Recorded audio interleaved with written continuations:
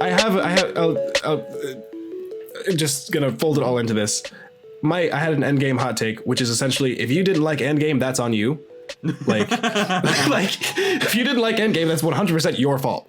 Like, and I'm not saying that Endgame was for everyone, but like, if you weren't a part of the ride for the last 11, like I don't know, I got made fun of for like, and you can attest to this. The movie's 3 hours long.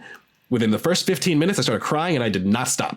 Me too. I started crying within the first scene. Yeah. So like, and we were there. Like, we were there for Iron Man 1. Same with Infinity War too. I mean, Infinity War for me was like once you know what the fuck happened. Once the snap happened, I was about to say we shouldn't spoil Infinity War. I think we can spoil Infinity War and Endgame at this point. Anyone who would watch this podcast or listen to this podcast has probably seen, or at least knows what happened. So and if you didn't, again, it's your fault. It's just like one of those things where if I don't understand the criticisms hurled at Endgame that I've heard of, just like.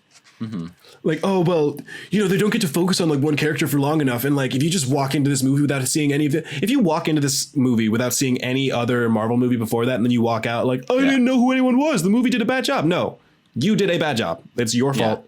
Let it go. All that stuff. It's called Endgame, not self-contained game. So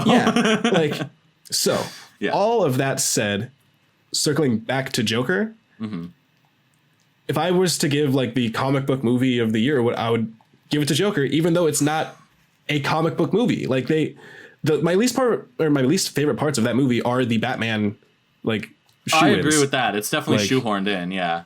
Like, I didn't appreciate that. I remember. Are we gonna spoil Joker? I feel like if you're within the bubble, I can put a time code. Check the time codes, and you can skip to the next one if you don't want to hear Joker spoilers starting now.